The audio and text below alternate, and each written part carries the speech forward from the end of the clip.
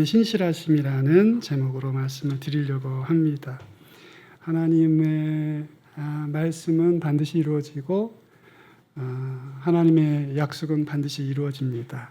그래서 우리가 개인의 삶의 마지막에 또 역사의 마지막에 우리가 그 사실을 보게 될 것입니다. 하나님의 말씀과 약속은 역사와 시간 속에서 반드시 성취됩니다.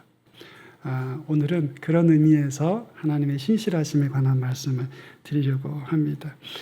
여러분 오늘 37장 1절, 2절 읽으셨는데요. 이 구절이 창세기가 어떻게 구조되어 있는지, 그러니까 어떤 의도로 만들어졌는지를 이렇게 툭 터진 곳이에요. 어떻게 말씀드리면 될까? 이렇게 옷 같은 데 보면 이렇게 재봉선이 있지 않습니까? 이렇게 재봉선 같은 곳이에요. 그래서 이걸 보면 여기 이렇게 묶었구나, 여기 이렇게 매졌구나 이렇게 알 수 있잖아요. 그래서 이렇게 팔이 이렇게 붙었군, 이렇게 알 수 있는 것처럼 이 구절이 이렇게 재봉선이 드러난 곳이에요. 그래서 이게 이렇게 덮여져 있지 않고 드러나 있기 때문에 이 창세기라는 이 성경책 한 권이 저자가 무슨 생각을 하고 썼나를 이렇게 들여다볼 수 있는 그런 곳인 거죠. 보세요. 야곱이 주어가 누구예요? 야곱이죠. 야곱이 가나안 땅 곧 그의 아버지가 거류하던 땅에 거주하였다. 지금 야곱이 1절에 주어로 나오고 가나안 땅에 돌아와서 지금 살았단 말이죠. 그래서 바다나랑 가서 고생하다가 돌아오면서 야복강에서 천사 만나 씨름하고 자기 형 에서 만나고 그리고는 거기서 또 자기 딸 디나 때문에 어려움 당하고 그리고 시간이 많이 지났어요. 그렇게 살았다 이렇게 얘기를 하는 것입니다. 2절을 보세요. 누구 족보는 이러하다 이렇게 되어 있는데 누구 족보 되어 있어요? 야곱의 족보죠. 이 야곱의 족보. 그 야곱이 계속 주어로 나오고 족보라는 말이 나와요. 여러분, 이 족보는 히브리 말로 톨레도시다. 이게 그런 말이거든요. 나타라는 말을 명사로 만든 거예요. 그 톨레돗. 근데 그걸 족보라고 번역하기도 하고 여기서는 족보라고 번역하면 말이 좀 잘 안 돼요. 그래서 족보라는 말로 번역해 놓고 보면 족보가 이러하다 그래 놓고 누가 낳고 얘기가 안 나와요. 그죠? 그리고 이어서 무슨 얘기 나옵니까? 이어지는 문장의 주어가 누구예요? 야곱이 아니고 갑자기 요셉이 나오죠. 그죠? 그러면서 요셉 이야기 여러분 잘 알지요? 요셉이 지금 17세 청년일 때 자기 형들 그 고자질하고 아버지가 자기 아끼고 사랑하고 후계자로 삼겠다고 채색옷 입혀주고 채색옷 저기 해안가에 그 가나안 사람들이 그 조개에서 얻는 염료로 만드는 거예요. 보라색 같은 것들은 비싼 것이죠. 그 부족장의 후계자라고 이렇게 입혀준 것입니다. 그러니까 주체를 못했어요. 그 사랑과 그 아버지의 신뢰를 그냥 막 쓰고 있었던 거죠. 그냥 다 고자질하고 이러면서 미움의 그냥 절대의 길을 걷고 있었던 거죠. 형들한테 이놈 어떻게 해줄까 이렇게 얄밉고 열받고 이런 동생이었던 거예요. 근데 왜 여기 요셉 얘기가 나오잖아요. 그러니까 지금 야곱의 족보는 이러하니라 했는데 족보라는 말이 잘 안 맞아요. 여기선 인생 이야기라고 번역하는 게 맞아요. 그래서 야곱의 인생 이야기는 이러하니라. 그러면 야곱 얘기가 나와야지. 갑자기 누가 나와요? 지금 다 저 따라오고 계시죠? 네, 지금 다 따라오고 계시죠? 이상하다. 분명히 지금 야곱 얘기한다 그러고 야곱의 인생 이야기는 이러하니라. 이렇게 하고선 갑자기 왜? 요셉은 이렇게 하고선 계속 누구 얘기 나와요? 성경을 창세기 사랑하시잖아요. 우리가 이 얘기 너무 사랑하죠. 저는 어렸을 때부터 고모 집에 가면 맨날 이 얘기만 읽었어요. 어린이 그림책 바이블이 있어가지고 맨날 그거 읽고 울고 아버지 만나는 장면에서 울고 어렸을 때부터 그랬어요. 여기 보면 요셉 얘기 나오잖아요. 그래서 요셉 팔려가고 그다음에 보디발 집에 가 있다가 또 거기서 또 좀 감옥에 가고 거기서 또 꿈 해몽해가지고 파라오에 그냥 총리 되고 그리고 7년 이렇게 있다가 형들 오고 그래서 나중에 형들 용서하고 그리고 아버지도 오고 이런 얘기죠. 그죠? 누구 얘기예요? 주인공이 요셉 같은데 갑자기 왜 이렇게 되는 거죠? 제가 지금 무슨 문제를 제기하고 있는지 아시겠어요? 야곱의 인생 이야기는 이러하니라 하고는 갑자기 요셉은 하고 요셉 얘기를 몇 장을 하잖아요. 거의 창세기 마지막까지 계속 요셉 얘기 아니에요. 그죠? 이게 터진 거예요. 이렇게. 창세기의 구조가 여기서 탁 터져가지고 지금 겉으로 보이는 거예요. 그래서 여기서 지혜로운 사람은 창세기가 구조가 이렇게 됐구나 하고 딱 깨우칠 수 있어야 된단 말이죠. 어떤 걸 우리에게 보여주냐? 참 신기한 걸 보여줘요. 졸지 마시고 잠깐 설교할 거니까 잘 따라가 보세요. 한마디로 말하면요. 지금 야곱 인생 이야기라고 하고 요셉 이야기를 하자 말이죠. 제가 지금 말하는 거 들어보세요. 요셉 인생 이야기 같은데요. 요셉 인생 이야기가 아니고 창세기 저자는 이게 야곱 이야기예요. 이거 요셉이 나와서 왔다 갔다 하는데 근데 그게 요셉 이야기가 아니라 누구 얘기라고요? 그의 아버지 야곱 이야기라니까. 창세기의 저자는 그런 의도로 쓴 거예요. 그래서 지금 이렇게 쓰고 있는 것이에요. 자, 그럼 제가 왜 그런지, 그걸 좀 보여드릴게요. 구조라 그러니까 반복이 있어야 구조잖아요. 그죠? 이게 구조다 그러면 뭐가 이런 게 계속 반복이 돼야지, 그리고 우리가 설득이 되잖아요. 그죠? 자, 어디를 보시냐면 25장 7절을 한번 보세요, 여러분. 졸릴 틈이 없죠? 제가 막 찾으라 그러니까 제가 물어볼 거예요. 저 뒷줄 누구 앉으신 분 일어나서 한번 얘기해 보세요. 이렇게 제가 농담인 거 아시죠? 25장 7절 한번 보세요. 같이 한번 7절 읽겠습니다. 시작. 아브라함의 향년이 175세라. 여기 지금 아브라함 몇 세? 몇 세인지는 안 중요한데 8절에 보니까 같이 읽어요. 시작. 그의 나이가 높고 늙어서 기운이 다하여 죽어 자기 열조에게로 돌아가매. 여기 돌아가매 이렇게 돼 있죠. 아버지가 죽으시죠. 아브라함이 죽어요.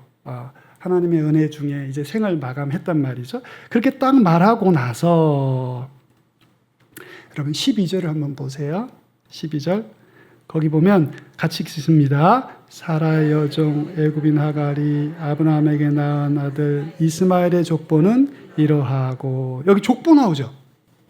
인생 이야기는 이러하고 이렇게 얘기하고 저 이스마엘 아들들 얘기 나와요. 그래서 아들들이 12인데 모두 다 족장들이더라. 이렇게 이스마엘 얘기를 하는 거예요. 그리고는 저기 19절 보세요. 19절 같이 읽습니다. 아브라함의 아들 이삭의 족보는 이러하니라. 아브라함이 이삭을 낳았고. 여기 지금 누구의 족보라 그래요?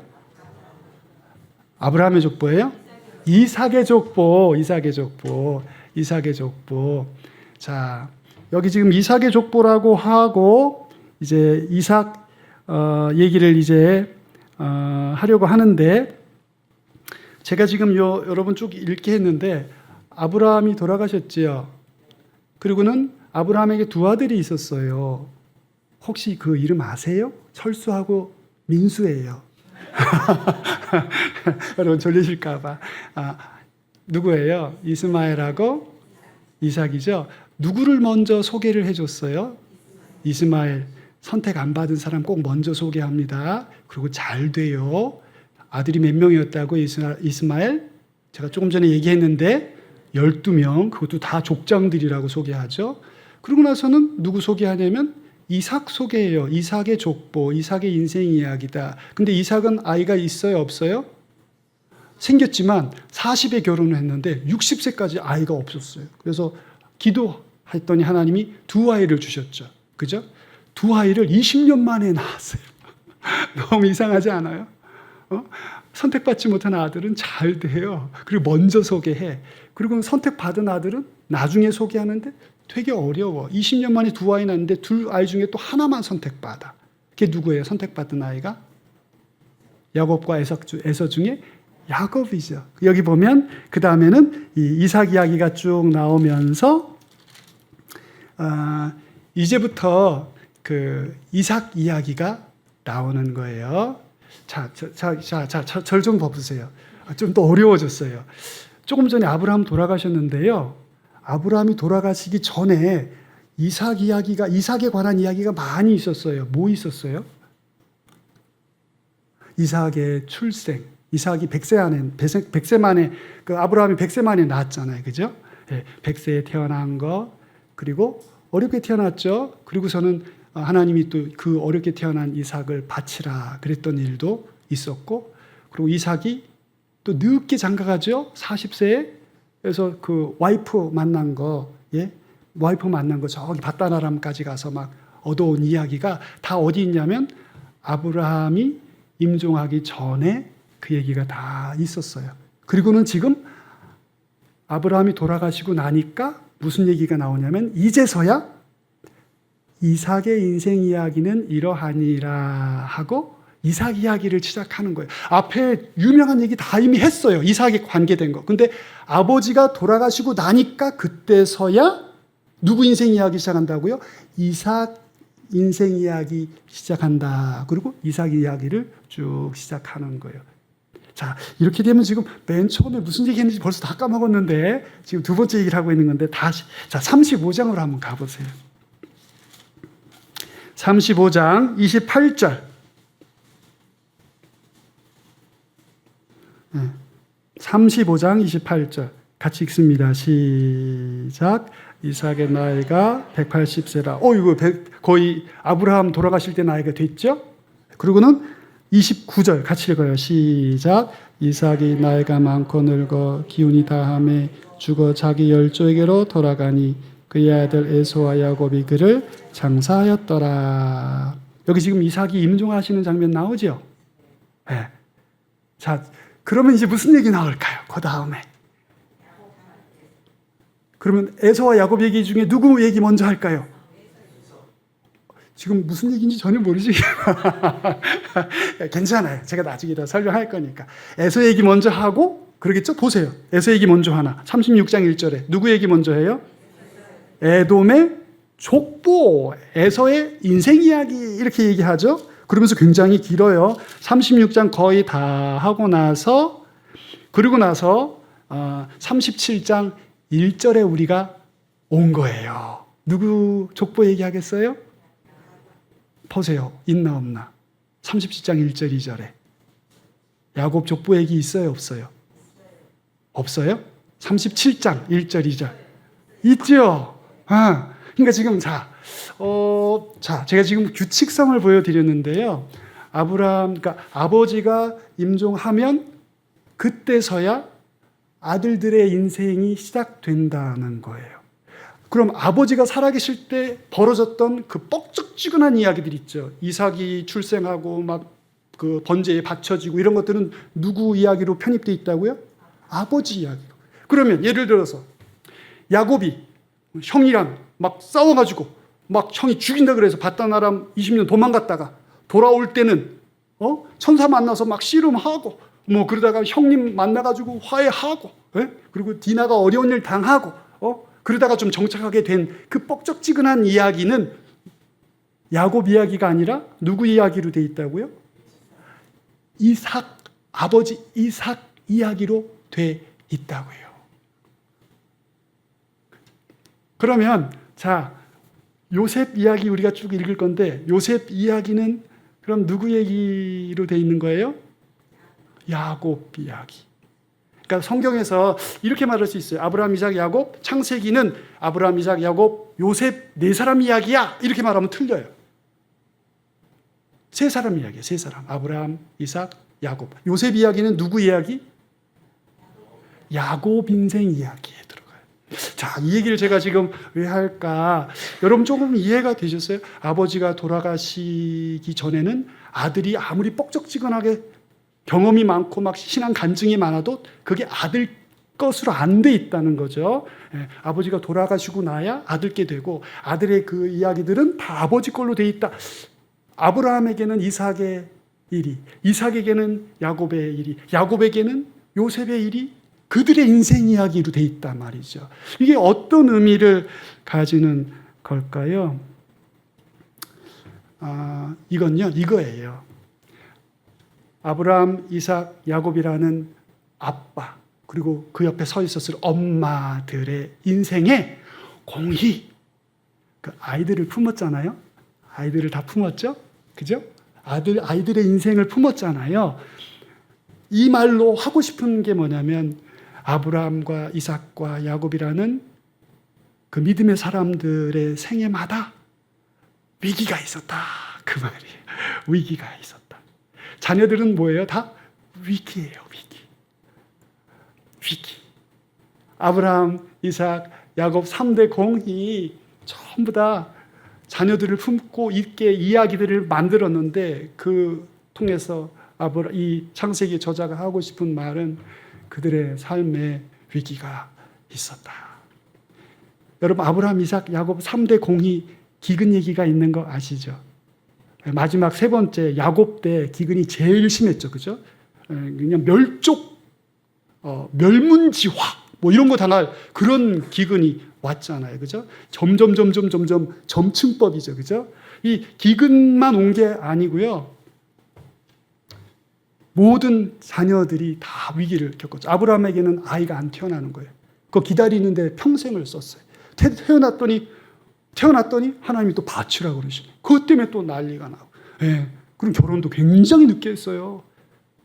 여러분 자녀들 중에 결혼 늦게 하는 자녀 때문에 걱정하시죠. 이 약속의 집안 자녀들이 다 결혼이 늦어요. 손이 귀하고 이상해요. 그러니까 여러분 이상한 거 아니에요. 늦게 결혼하는 거. 주님께 맡길 일이지. 예. 아브라함은 안 태어나는 게 위기였고요. 태어났더니 달라 그러셔서 위기였고. 이삭은 위기가 뭐였어요? 이 둘이 20년 만에 기도해서 태어났는데 둘이 싸우네. 서로 죽인다고 싸우고 한 놈 도망간 거 20년 동안 못 봤어요. 예. 그럼 돌아왔어. 예. 그게 이삭의 위기였어요. 세 번째, 야곱은 어떤 위기였어요? 이거 12 있었는데 이 제일 사랑하는 아들이 죽었네. 얘가 약속의 후계자라고 생각해서 그래서 옷도 입히고 막 했는데 죽었네. 예, 평생 슬픔 속에 살았죠. 예. 그런데 기근이 와가지고 다 죽는다 그래가지고 뭐 어떻게 할까 막 하다가 보니까 이집트의 총리가 막 죽인다고 그러네. 아들도 막 감옥에 집어넣고 그랬는데 보니까 그 아들이 죽은 줄 알았던 그 아들이네.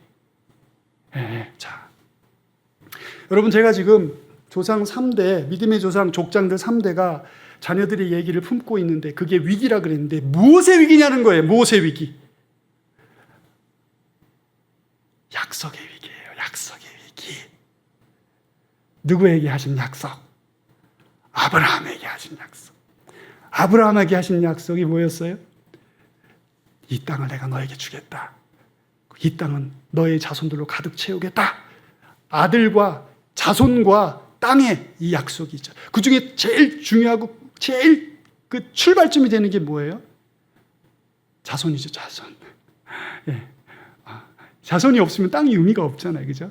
이 두 약속을 하나님이 아브라함에게 주셨는데 3대가 공이 어떤 위기를 당하냐면 이 약속의 위기를 경험합니다. 하나님의 말씀이 망한 것 같아요. 아이가 안 태어나. 하나님이 달래요. 번제로 달래요. 막 싸워. 막 싸워가지고 한 놈이 막 도망갔어. 20년 동안 못 봤어요, 아들을. 한 놈은 나가서 죽었대. 짐승이 뜯어먹었대. 찢겨진 옷만, 피부도 옷만 갖고 왔어. 이거 어떻게 하냔 말이죠. 막 기근이 왔는데 막 멸문지화의 위기가 닥친 거예요. 여러분 이게 땅과 자손에 대한 하나님의 그 가문에 주신 약속이 위기를 경험하는 거예요. 하나님의 말씀이 망할 것 같은 위기를 3대가 공히 경험했다는 게 창세기 저자가 독특하게 이렇게 구조를 잡은 거예요. 선택받지 못한 사람은 잘 되는데 선택받은 아이들은 잘 태어나지도 않고 시간도 오래 걸리고 숫자도 작고 이 현실 속에서 하나님의 약속이 계속 위기를 당해요. 하나님의 말씀 성취될 것 같지 않아 보여요. 하나님의 말씀이 역사의 마지막에 완벽하게 세워지리라는 성경의 주장이 그럴 것 같지 않아 보이는 거죠. 되겠나? 교회가 이래서 되겠나? 이게 되겠나? 주님 말씀 성취되겠나? 내가 하는 기도가 응답되겠나? 20년을 기도했는데 자녀를 위해서 이게 응답되겠나? 이렇게 그렇게 막 낙심스러운 때가 얼마나 많아요. 근데 3대가 공히 그런 일을 자녀와 가정 속에서 다 겪었다는 거죠. 여러분하고 저하고 똑같아요. 족장들이 겪은 게 다 똑같은 것들이 겪은 거예요. 자, 그런데 창세기 저자가 아버지의 인생 이야기 안에 자녀들의 그 일들을 품게 한 그 구조를 통해서 하고 싶은 말이 뭐냐? 위기가 있었단 말이죠. 그때도 위기가 있었다. 그때도 믿음과 말씀과 하나님의 약속에 대한 위기가 있었다. 이 말과 함께 또 하나 하고 싶은 게 뭐냐면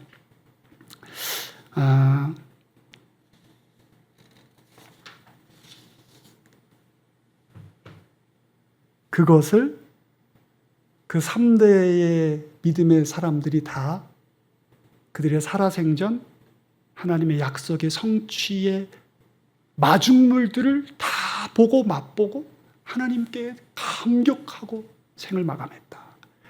요 얘기를 하고 싶은 거예요. 요 얘기를.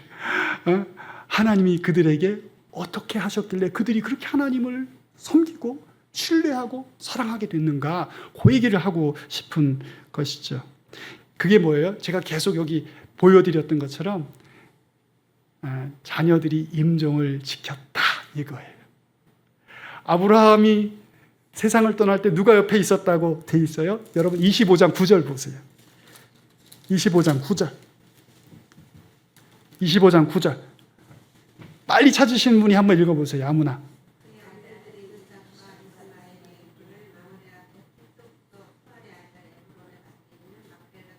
여기 보니까 누구가 있었어요? 아브라함 돌아가셨을 때 없을 거라고 생각했던 아이가 자라서 하나님이 불로 번제에 바치라 그랬던 그 아이가 살아서 그 두 아이 전부가 다 아브라함 옆에서 임종을 지켜요. 그러니까 이 하나님이 하신 그 약속의 전부를 다 얻진 못했지만 그 약속의 마중물을 보고 하나님의 말씀이 성취될 것을, 신실하게 이루어질 것을 보고 그 약속의 사람이 세상을 떠나는 구조를 만들었어요. 자, 지금 아브라함 얘기였다면 35장을 또 볼까요? 35장 29절. 35장 29절. 우리 아까 읽었어요. 다시 한번 이 구절 그냥 지나가잖아요, 여러분. 그죠? 사실 그냥 지나가는 구절이잖아. 그래서 제가 한번 다시 보시라는 거예요. 이게 왜 중요한가? 35장 29절 같이 읽습니다. 시작. 이삭이 나이가 많고 늙어 기운이 다함에 죽어 자기 열조에게로 돌아가니 그의 아들 에서와 야곱이 그를 장사하였더라. 그 둘이 싸워가지고 막 가정 파탄 나고 막 한 녀석이 막 도망가고 막 20년 만에 만난 아이가 이제는 자기의 임종을 지켜 땅의 위기거든요. 그 아들을 잃으면 그 아들의 위기고 그 아들이 없으면 땅도 위기를 맞는 거예요. 하나님의 약속이 붕괴되는 거예요. 그런데 그 아들이 20년 만에 뭐가 돼서 돌아왔어요? 관심 없으세요? 여러분 아들이 이렇게 되면 20년 만에 이렇게 막 거부가 돼서 돌아오면 어떻겠어요? 거부가 돼서 돌아왔잖아요. 그리고 아버지 자기가 죽을 때 옆에서 그 말 맡은 싸웠던 그 형과 화해하고 둘이 아버지의 임종을 지켜요. 그러니까 세상을 떠나는 이삭은 마음이 어떻겠어요? 우리가 다는 모르지만 창세기의 저자가 이런 구조로 만들었어요. 자, 그러면 이제 어디로 가야 되나? 마지막 50장 1절.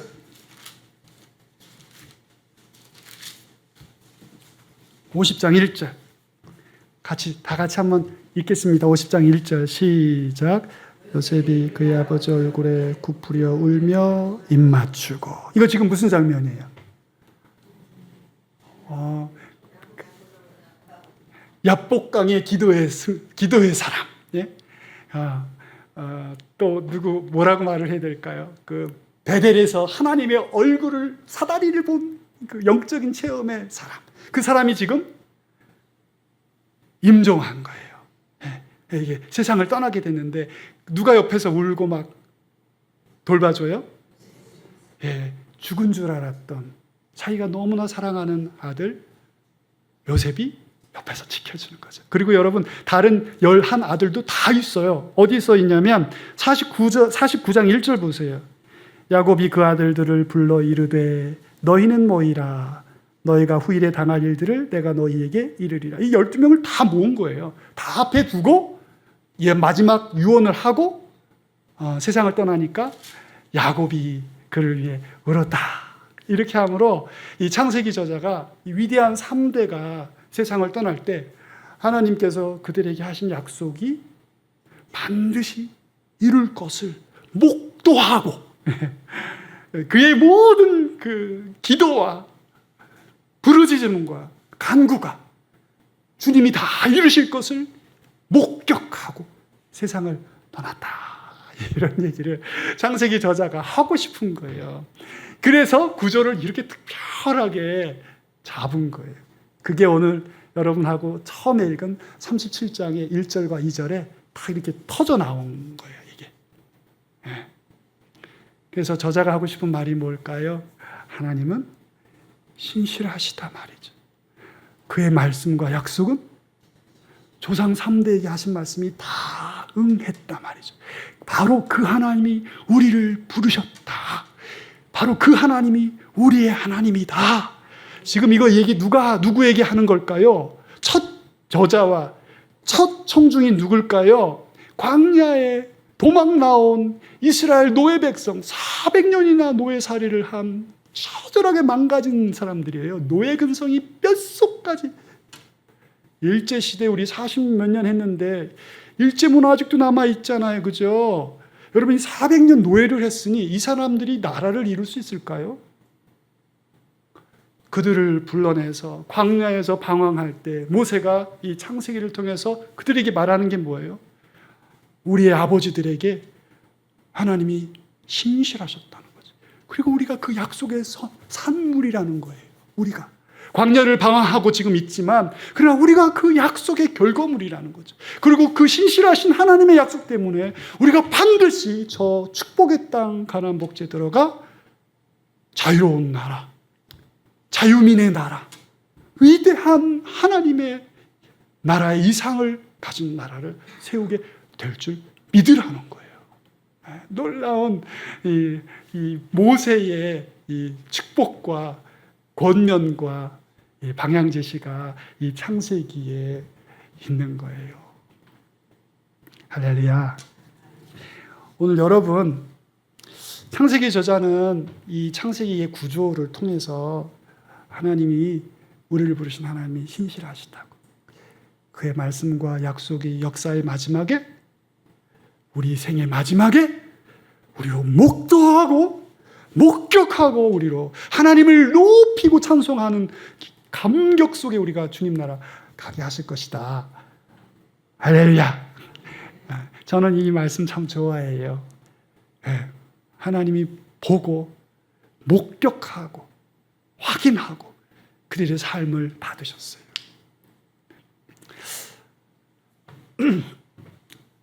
오늘 저는요, 이 신실하신 하나님, 그의 말씀과 약속이 반드시 역사 속에서 이루어지는 그 하나님, 그렇기 때문에 우리가 3가지 정도 오늘 짧게 적용을 좀 했으면 좋겠습니다. 첫 번째는 하나님 편에 서야 합니다. 아멘? 왜요? 왜 우리가 하나님 편에 서야 합니까? 신실하시고요, 그의 말씀과 약속이 우리의 생의 마지막에, 역사의 마지막에 이루시는데 어떻게 그분 편에 안 서지요? 여러분, 여기 경계선이고요, 이쪽 땅이 서울 땅, 이쪽 땅이 광명시 땅, 두 땅이 다 나왔어요. 값이 똑같아. 1970년 되었나 봐. 여러분 지금 아시는데 광명시 땅 사시겠어요? 서울시 땅 사시겠어요? 여기 광명시 땅을 사겠다고 고집 피울 바보가 없죠. 그죠? 우리 그렇게 안 살죠. 그죠? 왜? 이게 서울되고 이게 광명시 되는데 두 개 중에 하나 둘 다 살 수 있으면 둘 중에 어느 거 사겠어요? 하나만 사야 된다면 당연히 서울 땅을 사야지. 이게 5년, 10년 지나면 값이 몇 배의 차이가 나는데, 그렇지 않습니까? 예, 서울 땅 사야지. 하나님 나라 땅을 사야지. 주님 편에 서야지. 예, 왜요? 그게 이루시니까. 그 약속과 말씀이 역사의 마지막에 찬란하게 서실 것을 우리가 믿으니까. 그래서 그의 편에 서야 합니다.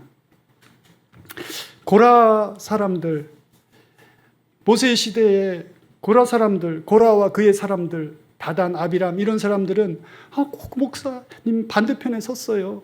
이 모세 반대편에 섰어요. 예? 우리 저 에집트로 돌아가야 한다고 막 그랬어요.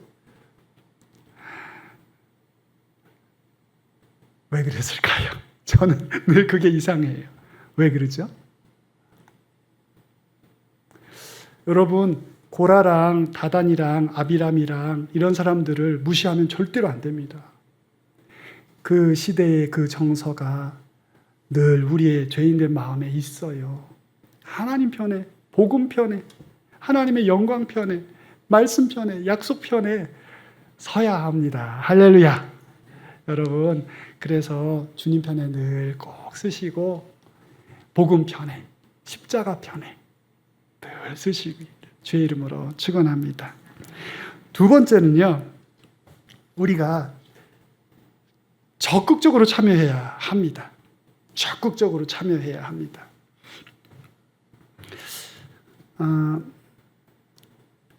모세가 하나님의 명령을 따라서 이 이집트로 사역을 하려고 가는데 주님이 오셔가지고 막 죽이려고 하셨다는 출애굽기 이야기 여러분 기억하세요?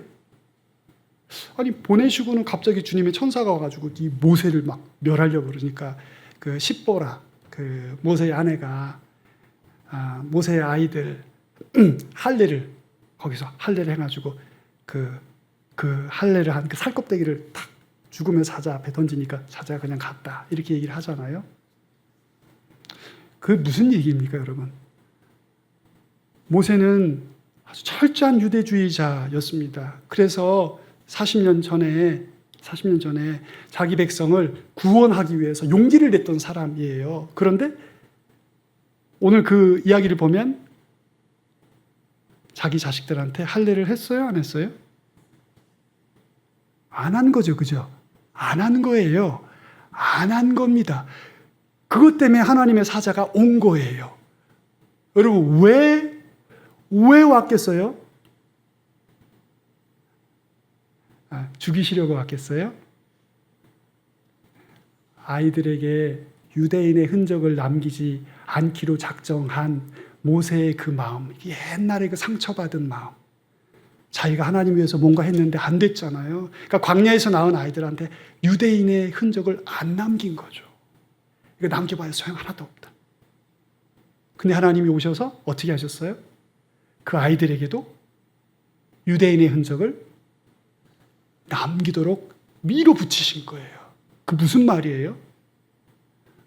배수해지는지라 그 말이죠. 배수해지는지라. 이제 이집트에 가는데 열망을 품고 열심을 낼 그 마음으로 가라고 하신 것인 줄 여러분 믿으시기 바랍니다. 오늘 신약성경은 우리에게 열망을 품고 열심을 품고 주님을 섬기라 이렇게 말씀합니다. 주님 편에 서야 하고요. 그리고 적극가담해야 합니다. 여기 계신 분들은 모두 다 복음과 예수의 십자가의 일들에 적극가담하시는 분들이신 줄 믿습니다. 그래서 하나님의 말씀이 이루시고 주님의 영광이 역사의 마지막에 나타나실 거기 때문에 그분 편에 서야 하고 우리가 적극해서 그 일 감당해야 합니다. 세 번째로 제가 마지막으로 오늘 말씀드리고 싶은 것은 주님께 맡기라는 것입니다. 우리가 하나님이 행하실 일들을 믿어요. 그의 말씀이 서고 그의 영광이 나타날 것을 믿어요. 그래서 우리가 여기 오는 모여서 이렇게 기도하지 않습니까? 기도하면서 여러분 주님께 맡기시기를 축원합니다. 주님의 일은 늘 꼭 안 될 것 같아요. 오늘도 저 창세기 저자가 하고 싶은 말이 그것이거든요. 주님의 일이 늘 말씀이 무너질 것 같고 하나님의 영광이 안 나타날 것 같은 일들이 많습니다. 그래서 오늘 우리가 기도하는데 기도할 때는 주님께 믿음으로 맡겨야 합니다. 어렸을 때 여러분 그 연탄 혹시 이렇게 쓰셨나요? 옛날에는 다 연탄 썼죠, 그죠? 제가 이제 뭐 초등학교, 중학교 이때는 저기 좀 가난한 동네에 살았었는데요. 그 언덕바지에 동네 연탄들을 장난꾸러기들이 다 가지고 나와서 언덕에다 이 연탄을 눕히는 거죠. 이렇게 다 눕혀요. 한 10개, 20개 다 눕히고 발로 푹 차면 연탄들이 굴러가죠. 안 웃으시는 분들은 안 해보셨는 그러면 동네 아줌마 아저씨들이 막 나오죠. 근데 이제 장난꾸러기였기 때문에 이렇게 연탄을 눕히고 다 이제 쓴 연탄들이잖아요. 옛날에 쓴 연탄들 밖에 다 그걸 이제 꺼내놓고 다 놓고 친구들하고 다 보고 있다가 한 번에 다 차가지고 그냥 10개, 20개 한꺼번에 굴러내려가게 하면 그게 또 볼만했어요. 연탄이 막 하얗게 허연 연기를 내면서 막 굴러내려가면 볼만했습니다. 굴러가는 거죠. 그렇게 하고 나면 저희가 할 수 있는 게 없습니다. 왜? 연탄은 이미 굴러내려갔고 우리의 손을 떠났기 때문이에요. 오늘 기도할 때요, 이렇게 주님께 맡기는 겁니다. 연탄 굴리듯이. 굴러갔기 때문에 저희가 어떻게 할 수가 없어요. 아주머니들이 막 나오면 도망가는 수밖에 없습니다. 도망가는 겁니다. 주님께 맡기고. 너의 염려를 주께 맡기라. 베드로전서 5장에 있는 말씀인데요. 이 맡기라는 말은 헬라 말로 던지라는 말이에요. 너의 염려를 주께 맡기라. 이는 주께서 너희를 권고하심이니라. 이게 던지라는 말이에요. 캐스트하다 말이거든요. 던지라. 그런데 이건 신약이잖아요. 구약에서는 너의 길을 여호와께 맡기라. 저를 의지하면 저가 이루시고 너의 빛을 정오의 빛같이 하시리라. 할 때 맡기라 그러잖아요. 근데 그거는 또 다른 말이에요. 그거는 히브리 말인데 그거는 어떤 말이냐면 굴리라 이런 말이에요. 아까 연탄 발로 차서 굴린 것처럼 굴리라 그 말이에요. 그 말 어디 나오냐면 길갈. 여러분 길갈이 왜 길갈이었어요? 수치가 굴러갔다. 이런 말이잖아요. 그죠? 수치가 굴러갔다. 그래서 길갈이거든요. 이게 굴린다는 말이에요. 그러니까 신약에서는 던지라. 너희 염려를 던지라. 그리고 구약에서는 너희 인생을 주께 굴리라. 이런 말이에요. 예, 신약은 던지라 그러고 구약은 굴리라 그러고 예, 어떤 의미가 있어요, 여러분? 공통점이 있죠. 예, 이미 손에서 떠난 거예요. 내가 어떻게 할 수가 없어요. 던졌는데 그거 어떻게 해요? 내가 할 수 있는 게 없어요. 굴려서 대굴대굴 굴러가는데 내가 어떻게 할 수가 없어요. 맡기라는 게 이런 말입니다. 이제 내가 할 수 없어요. 주님이 해 주십시오. 하고 맡기는 것입니다. 하나님의 영광이 이루고 그분의 약속이 이루십니다. 할렐루야. 그래서 오늘 이 밤에 여러분 기도하실 때 주님께 굴리시고 주님께 던지시고 주님께 맡기시기를 주의 이름으로 축원합니다. 오늘 제가 여러분들께 창세기의 구조를 얘기하고 그래서 하나님의 신실하심에 관한 말씀을 드렸습니다. 하나님은 신실하세요. 그래서 우리가 그의 편에 서야 합니다. 그리고 우리가 방관하고 중간쯤 서서 머뭇머뭇하지 말고 열심히 해야 합니다. 그 편에 서서 그냥 숙인 섰는데 머뭇머뭇하지 마시고 열심을 품고 주를 섬겨야 합니다. 그리고 여러분 마지막으로 오늘 밤에 기도하시면서 기도한 후에는 믿음으로 주님께 맡기고 주님이 이루시리라. 주님의 뜻이면 주님이 이루시리라. 이렇게 믿음으로 맡기고 근심과 걱정과 염려에서 노임을 받으시고 위로와 소망 가운데 여러분 또 한 주간 승리하시기를 주의 이름으로 축원합니다. 제가 한번 기도하겠습니다. 하나님 아버지 감사합니다. 오늘 신실하신 하나님에 관하여 우리가 하나님의 말씀을 상고하였습니다. 그러므로 우리가 주님 편에 서고 열심을 품고 주를 섬기고 우리의 못다한 것들은 기도와 간구 속에 주님께 맡김으로 우리의 영혼이 자유와 위로와 소망을 얻는 그런 복된 밤 되게 하시고 오늘 밤도 주님 앞에 간절히 구할 때 복음과 십자가와 주님의 영광 위하여 구할 때 하늘의 하나님의 응답을 얻는 복된 자리 되게 하여 주옵소서. 감사드리며 예수님 이름으로 기도합니다. 아멘.